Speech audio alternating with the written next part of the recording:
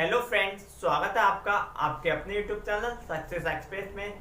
Friends, आज हम आपके लिए डीएलएड चतुर्थ सेमेस्टर 2018 का मॉडल पेपर लेकर आए हैं, जिसका आज हम पार्ट 2 सॉल्व करेंगे। पार्ट 1 में हमने 2018 के जो मॉडल पेपर था उसके सभी बहुविकल्पीय प्रश्नों को सॉल्व किया। आज हम इसके सभी अति लघु प्रश्नों को देखेंगे। तो फ्रेंड्स, देर ना करते हुए वीडियो को शुरू करते हैं और बढ़ते हैं अपने अगले प्रश्न की ओर। 1 से 5 तक के प्रश्न हमने पिछली वीडियो में देखे थे। अब हम बढ़ते हैं प्रश्न संख्या 6। प्रश्न संख्या 6 प्रश्न संख्या 6 है, वह छोटी से छोटी प्राकृतिक संख्या ज्ञात कीजिए जिसे 19, 44, 91 में से घटाने पर शेष पूर्ण वर्ग हो जाए। क्या संख्या दी है? 19, 44, 91 में से घटाने पर शेष क्या हो जाए? पूर्ण वर्ग हो जाए। अब हमें पूर्ण वर्ग निकालने के लिए हम सबसे पहले इसके दो दो के जोड़े बना लेते हैं। क्या बना लेते हैं? दो दो के जोड़े। अब इसे भाग करते हैं हम। ये 4 बार में जाएगा, 4 चौक 16। कितना बचा? 9 में से 6 घटाए 3 बचे। 3 बचे। अब अगला जोड़ा उतार लेंगे। कितना हो गया? 344। अब ये 4 को जिससे भागफल हुआ उसको हम जोड़ देंगे। 4 और 4 8 हो गया। अब हम इसे भाग करते हैं 344 को, तो देखिएगा 81 एकम 81 हो जाएगा। फिर भाग करते हैं 82 दूनी 164 हो रहा है। अब हम भाग करते हैं 83 से। 83 तियां 3 तियां 9 और 8 तियां 24। कितना हो गया? 249। और हमें कहां तक जाना है अभी? 344 से। अब हम इसे 4 बार में करके देखेंगे। 84 चौक 4 चौक 16 की 6 हाथ से लगा 1, 8 चौक 32 और 1 33। कितना हो गया? 336। और यहाँ कितना है अभी? 344। अभी ये कम है। आगे बढ़ के देखते हैं। 85 पचम 25 के 5 हाथ से लगे 2, 8 पंजे 40 और 2 42। कितना हो गया? 425। 425 ज्यादा हो रहा है, इसलिए हम इसे कितने बार में भाग करेंगे? 4 बार में। तो इसे भाग करते हैं 84 चौक 336। अब इधर से एक हासिल ले लिया, यहाँ हो गया 14। 14 में से जब हम 6 घटाएंगे तो बचेंगे हमारे 8। कितना बचा? 8। अगला जोड़ा उतार लिया 91। अगला जोड़ा उतार लिया तो कितना हो गया? 891। अब हम इस 4 को इस 4 को हम 84 में जोड़ देंगे तो हो गया 88। कितना हो गया? 88। अब इसे फिर से भाग करके देखते हैं। 88 एकम 88, 88 एकम ये एक बार में जाएगा तो हो जाएगा 891। 881 को जब हम 1 से भाग करेंगे तो हो जाएगा 881 एकम 881। कितना बचा यहाँ? यहाँ बचा 10। कितना बचा? 10 बचा हमारा शेष। अब ये सवाल क्या कह रहा है? सवाल कह रहा है छोटी से छोटी प्राकृतिक संख्या ज्ञात कीजिए जिसे 19, 44, 91 में से घटाने पर शेष पूर्ण वर्ग हो जाए। अगर हम इस संख्या को इस संख्या में से घटा देंगे, ये जो 10 है इसे 19, 44, 91 में से घटा देंगे, तब जो संख्या आएगी वो पूर्ण वर्ग होगी। तो इसका जो आंसर होगा, आंसर कितना होगा? 10। ठीक है, अगले प्रश्न की ओर बढ़ते हैं। अगला प्रश्न है प्रश्न नंबर 7। प्रश्न नंबर 7 क्या कह रहा है देखते हैं। प्रश्न नंबर 7 है गुणनखंड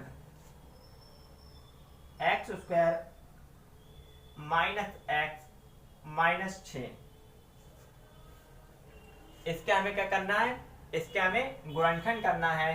तो मैंने आपको एक इसके जो हमने बहुविकल्पी करे थे उसमें भी एक इस प्रकार का क्वेश्चन आया था। तो सबसे पहले जो हमारी संख्या है 6 को हम ऐसे फैक्टर करते हैं, 2 तिया 6, 3 एकम 3, कि जो घटाने पर क्या आ जाए, x आ जाए या 1 आ जाए। जैसे 1x भी लिख सकते हैं, इसे ऐसे भी लिख सकते हैं, x square minus 1x minus 6। घटाने पर कितना आ जाए, 1 आ जाए, और गुणा करने पर कितना आ जाए, 6 आ जाए। तो देखिएगा किस तरह से करते हैं, x square minus 3 minus 2 x minus 6। अगर हम 3 की और 2 की गुणा करेंगे तो गुणा करने पर कितना आ जाएगा, 6 हो जाएगा। और जब 3 में से 2 घटा देंगे तो कितना आ जाएगा, 1 आ जाएगा। तो इसे सॉल्व करते हैं आगे। एक्स स्क्वायर माइनस 3 की गुणा x से करी तो हो गया 3x, माइनस माइनस मिलकर हो गया प्लस, प्लस का 2x माइनस 6, 2x माइनस 6। अब देखिएगा x, इन दोनों में से हम क्या ले लेते हैं, x हम कॉमन ले लेते हैं। तो हमने x कॉमन ले लिया, अंदर बचा x माइनस 3। ठीक है, अब यहाँ से हम x माइनस 3 हमें बनाना है, तो हम यहाँ से 2 कॉमन ले लेते हैं। तो अंदर हो गया x माइनस 3, तो x माइनस 3 और x प्लस 2, ये इसका क्या हो गया, ये इसका आंसर हो गया। ठीक है, इस प्रकार के प्रश्नों को सॉल्व करने के लिए जब हम गुणनखंड करते हैं तो उसमें देखते हैं कि जो चिन्ह है, अगर ये प्लस है तो जोड़ने पर 1 आना चाहिए, अगर माइनस है तो घटाने पर 1 आना चाहिए। ठीक है, अगले प्रश्न की ओर बढ़ते हैं। अगला प्रश्न है प्रश्न नंबर 8।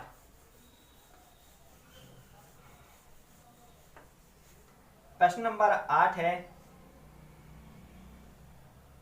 ट्रिग्नोमेट्री से लिया गया है। Sec 30 degree minus 2 cot 45 degree plus minus का 4/√3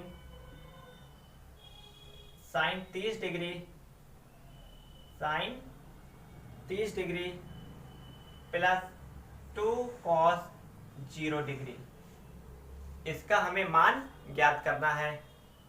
तो मैंने ट्रिग्नोमेट्री टेबल आपको बताई थी कि ट्रिग्नोमेट्री टेबल के मान किस प्रकार से निकालते हैं। तो जो ट्रिग्नोमेट्री टेबल है उसकी हमें इसमें क्या रखनी है, सारी वैल्यू रखनी है। तो देखिएगा सेक 30 की वैल्यू क्या होती है, देखिए मैंने बताया था आपको जो मान याद होना चाहिए, साइन थीटा, साइन कॉस और ten, sine theta, cos theta और टेन थीटा। अगर हमें इनके मान पता है तो हम बाकी अन्य मान भी ज्ञात कर सकते हैं। देखिए सेक थीटा को लिख सकते हैं हम, सेक थीटा को लिख सकते हैं 1/cos थीटा। ठीक है, और cos थीटा की वैल्यू कितनी दी है, यहाँ 30 डिग्री, कितनी दी है, 30 डिग्री। और cos 30 का मान होता है हमारा √3/2, ऊपर 1 है तो इसका मान हो जाएगा सेक थीटा का 2√3। कितना हो जाएगा, 2√3। तो इसे सॉल्व करते हैं।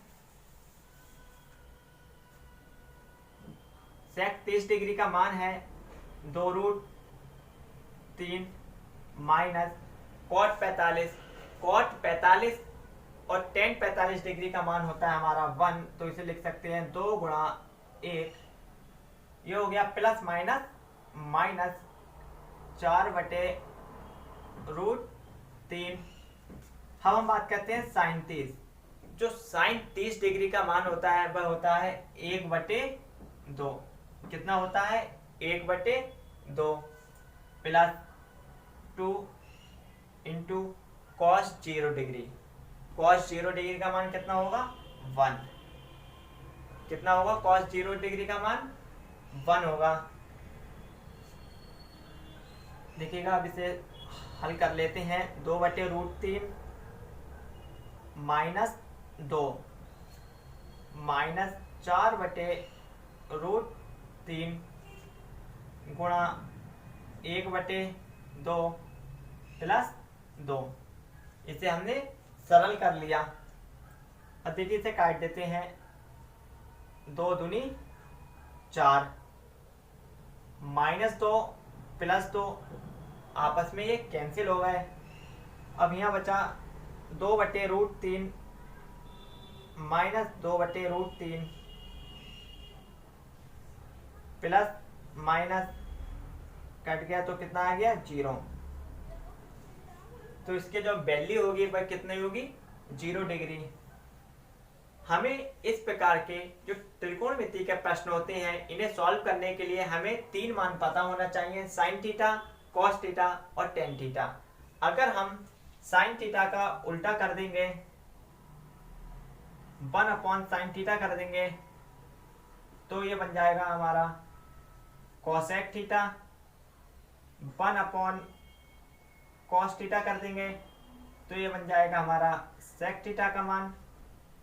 और 1/tan थीटा कर देंगे तो ये बन जाएगा कॉट थीटा का मान। इसीलिए हमें जो बहुत ही महत्वपूर्ण प्रश्न है, 3 मान पता है तो हम इससे अन्य मान भी ज्ञात कर सकते हैं। 3 नहीं, अगर आपको 2 मान पता है, साइन और कॉस, तो साइन थीटा बटे कॉस थीटा कर देते हैं तो ये मान हो जाता है टेन थीटा का। ठीक है,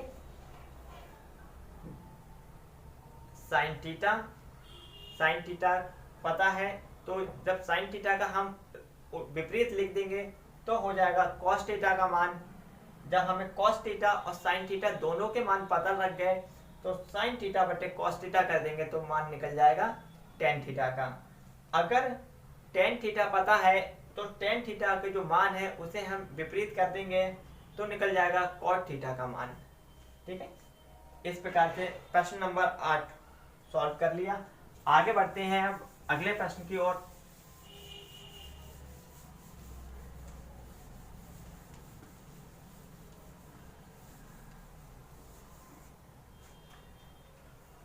प्रश्न नंबर 9 है, 2 सिक्कों को उछालने पर क्या परिणाम प्राप्त होंगे।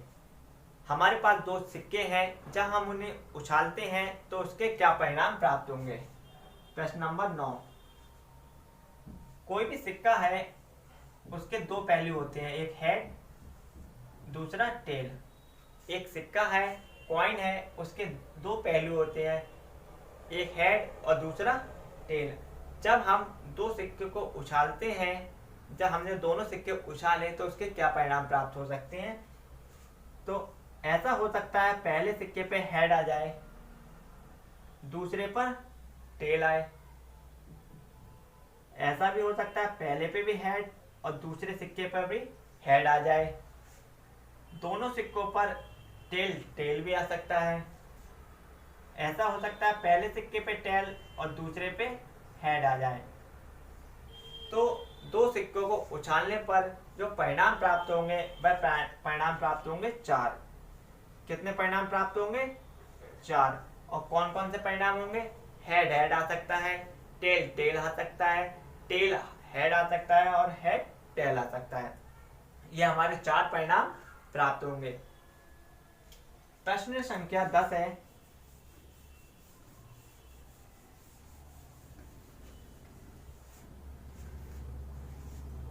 प्रश्न संख्या 10 है किसी शंकु की तिरछी ऊंचाई 21 सेंटीमीटर है, त्रिज्या 8 सेंटीमीटर है, शंकु का वक्रपृष्ठ ज्ञात कीजिए। हमें एक शंकु दिया है, ये बर्थडे कैप, ये क्या होता है हमारा शंकु होता है।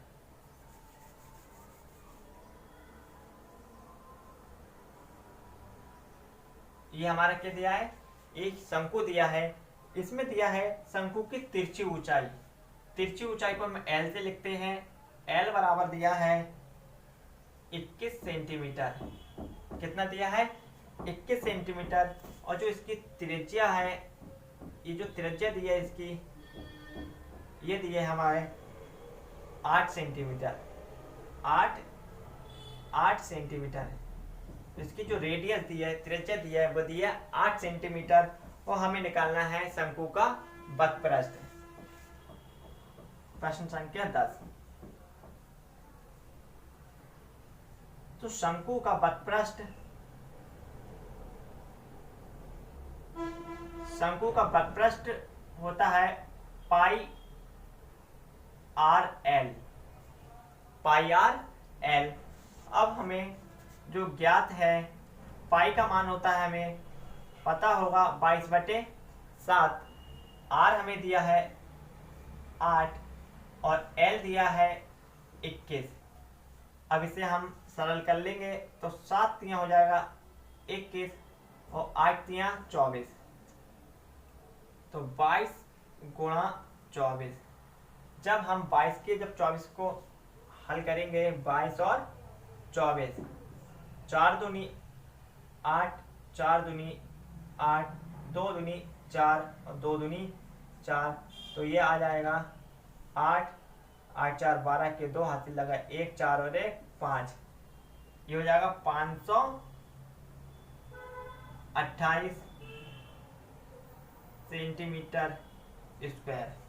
क्या हो जाएगा, 528 सेंटीमीटर स्क्वायर, या इसे हम कह सकते हैं 528 वर्ग सेंटीमीटर। ठीक है। इसकी जो इकाई है, इसे लिखना बहुत ही जरूरी है। अगर इकाई नहीं लिखेंगे तो ये सवाल अधूरा माना जाएगा। अगले प्रश्न की ओर बढ़ते हैं। क्यूब रूट 343 गुणा 576 को सरल करें। को सरल करें। अब हमें पता होना चाहिए कि जो 343 होता है वह कितने का क्यूब होता है। 343 का क्यूब निकालने के लिए हम इसे हल करते हैं। 343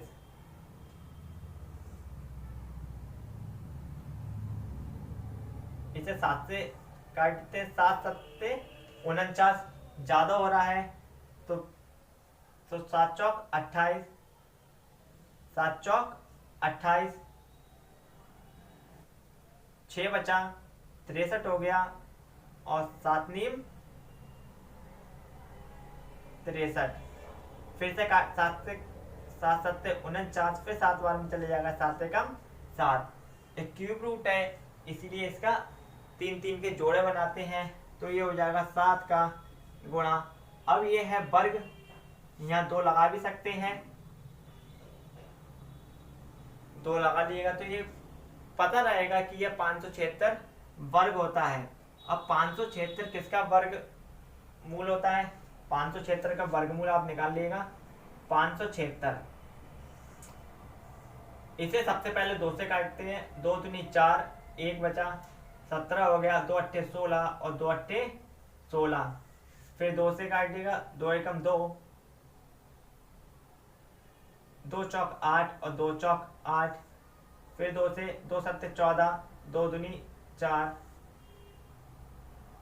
फिर 2 से कट जाएगा, 2 3 6, 1 बचा 12 हो गया, 2 चंग 12। 2 से जाएगा 18 बार में। फिर 2 से 2 नीम 18। अभी जाएगा 3 से, 3 तियां 9 और 3 एकम 3। तो 2 2 2 3। अब इसके जोड़े बन गए 2 गुणा 2 गुणा 3, तो 2 दूनी 4, 4 दूनी 8, 8 8 16 8 24, तो कितना आ गया 24। तो ये वर्गमूल होगा 24 का, तो 7 गुणा 24। अब 7 की जब हम 24 से गुणा कर लेंगे तो हो जाएगा 7 चौक 28 के 8 हाथ लगे 2, 2 सत्ते 14 और 2 16, 168 इसका आंसर हो जाएगा। तो फ्रेंड्स, उम्मीद करता हूँ वीडियो आपको पसंद आई होगी। वीडियो पसंद आए तो वीडियो को लाइक और चैनल को सब्सक्राइब करें। अगले पार्ट में हम इसके सभी लघु उत्तरीय प्रश्नों को देखेंगे और साथ ही साथ हम जो बहुत ही महत्वपूर्ण प्रश्न है अक्सर आपकी परीक्षा में पूछ लिए जाते हैं उनको भी सॉल्व करेंगे।